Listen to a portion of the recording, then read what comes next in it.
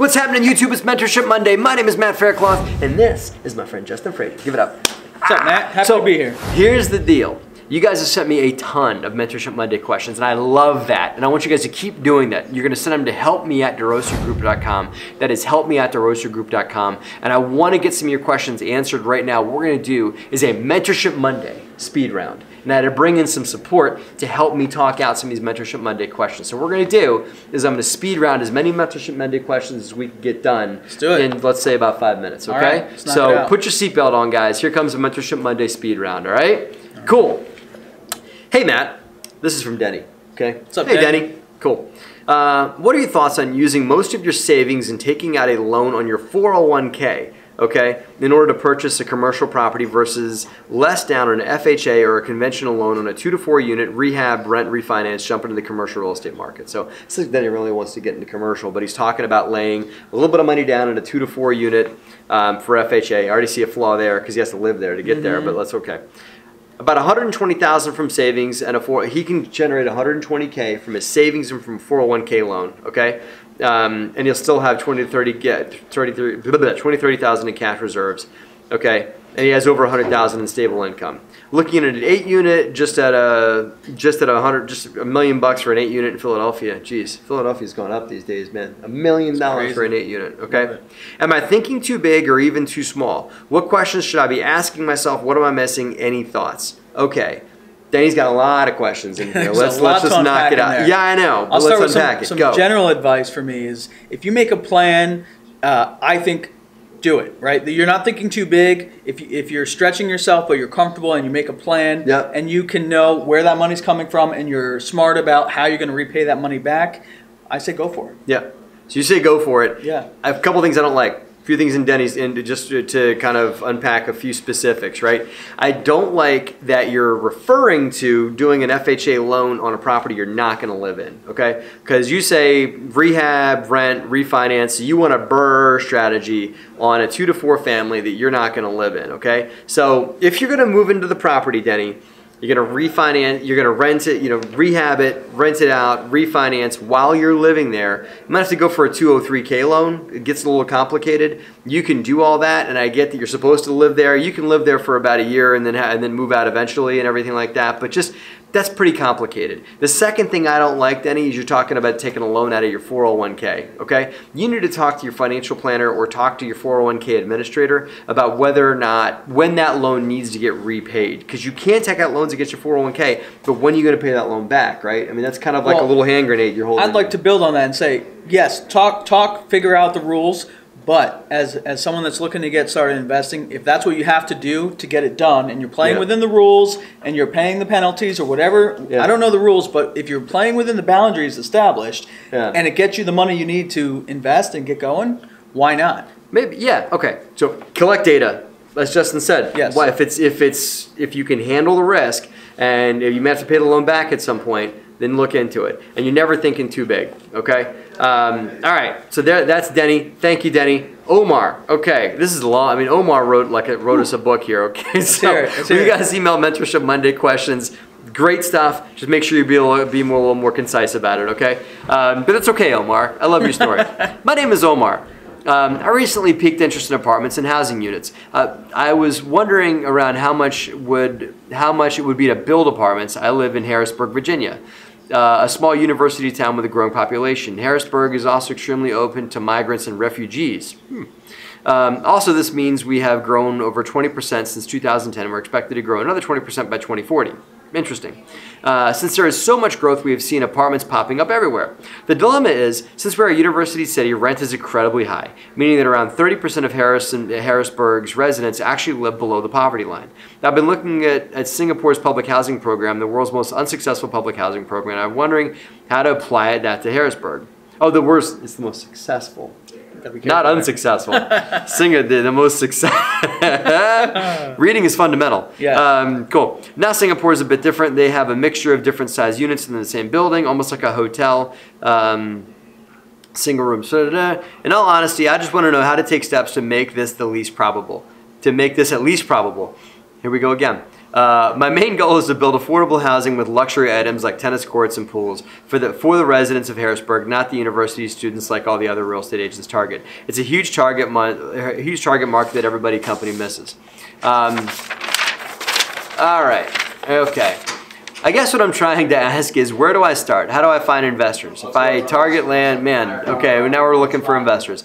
I've attached 2 pictures below and highlight, oh boy, now we got pictures and stuff like that. We're not going to look at the pictures. That's okay. So let me unpack Omar's question about building, right? I think, Omar, you had said something interesting about building an apartment building and doing heavy amenities, but maybe lighter finishes inside the units. Okay, but that's something to look into. What do you think about building units? And I know nothing about Singapore's housing stuff. I'm not too familiar with that. Sounds like a great place to visit. But if you want to know about building costs in your local town, you have to talk to builders in your local town. Yeah, it's that simple. So find some other investors that are doing that type of project. Find some contractors or developers that are doing those types of projects. There's also modular is an option. There are some modular companies that will do it a little more affordable as well.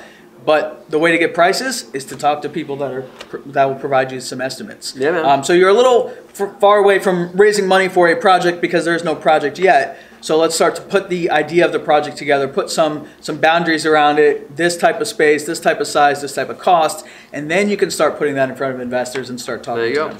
And one last thing, Omar, there's something called affordable housing tax credits you can look into. They're complicated, they can be competitive to get, but there are companies that are great at getting affordable housing tax credits. So if you're looking to provide truly affordable housing, there are incentives out there and even money in that space that you can look into, okay? So that's awesome, Omar. Good luck with that. I went to Virginia Tech, which is right down the road from Harrisburg, Harrisonburg, so good luck with that, okay? All right, another question from, this is from Tom and Jenny.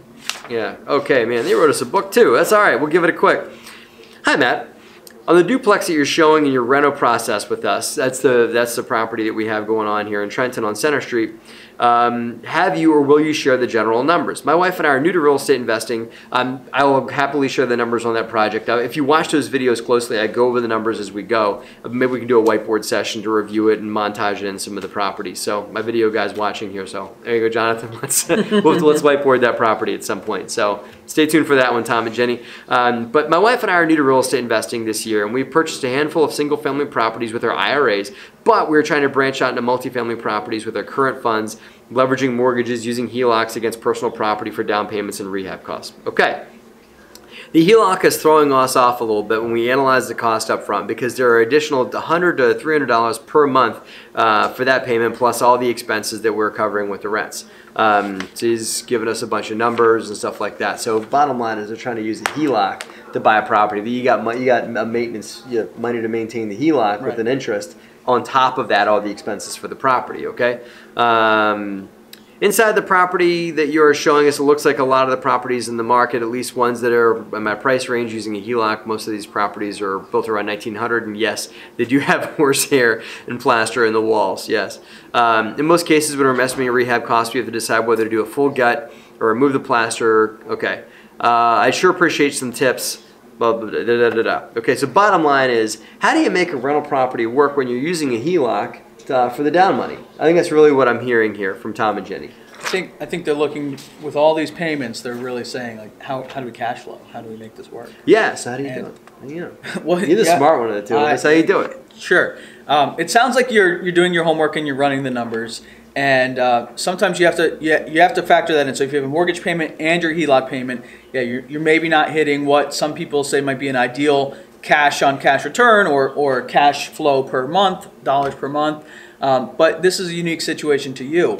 So if you cannot get anything done without using the HELOC, but you can get this done using the HELOC, maybe that's okay. And everyone has different goals and is in a different situation. You just got your cash flow has to outperform the monthly payment on the HELOC. You have to make sure most important. Right. But there are other benefits besides just cash flow, like depreciation. Right. Pay it down, pay the mortgage down. Paying the mortgage down. What I would do, here's what I would do. Okay, I would use the HELOC to do the BRRRR strategy. Yeah. Okay, because then you can get out of the HELOC. Use the HELOC, maybe some short-term financing, maybe raise some capital or something like that to buy a property. The duplex you're referring to was all with private money, and we're either going to sell it or do the BRRRR strategy when we're done. So you buy the property, you renovate it, use the HELOC to renovate, or maybe for the down money to buy it.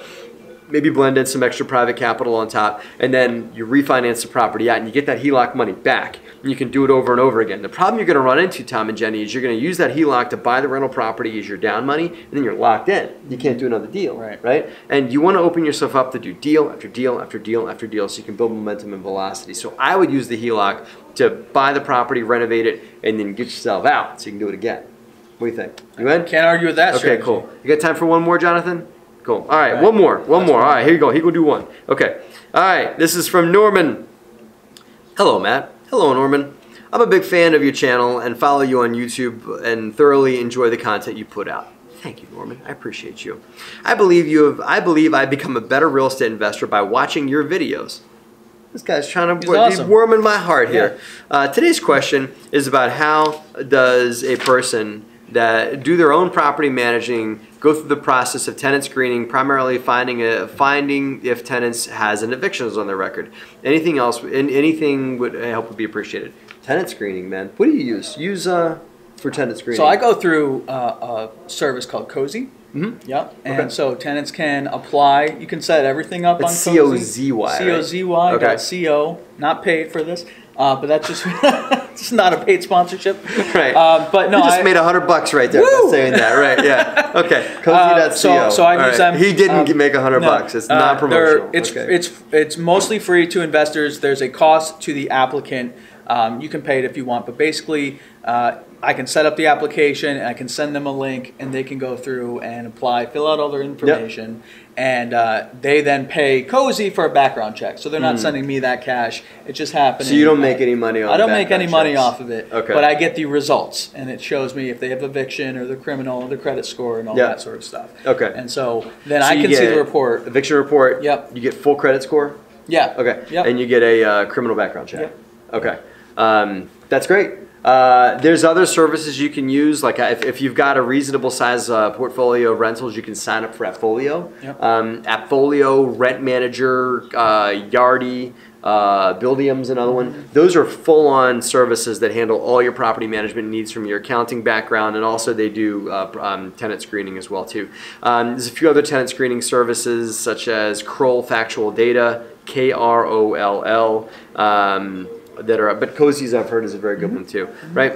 The bottom line, Norman, that I want to underline for you, and just check out any of those services, but you need to document what your rental standards are. So if a tenant does challenge, say, hey, you rejected me and I'm not sure why. Okay, great, you didn't make my rental standards and here they are, okay? That you have to have above this credit score, above this criminal background check, no criminal, whatever it is. Whatever your rental standards are, have them documented, so if anybody ever challenges them, you can show them, right? And also just stick to them. So when you're going to review tenants' applications, don't say, oh, that tenant had a nice smile, and so I'm going to accept their application. No.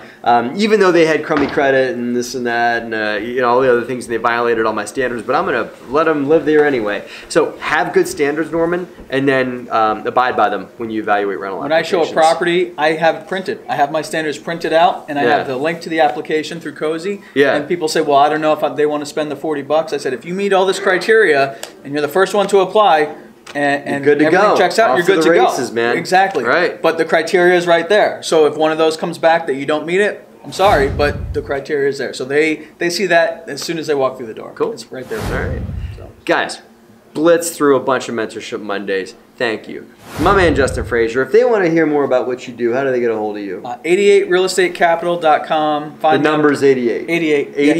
88realestatecapital.com. Find me on Bigger Pockets. I'm all over the place, man. Cool. Justin and I do some projects together too, so you can hear about what I'm doing through the DeRosa Group or 88realestatecapital.com. That's it. Cool. Thanks for having me. All right. Thanks for watching, guys. Have a great and profitable week.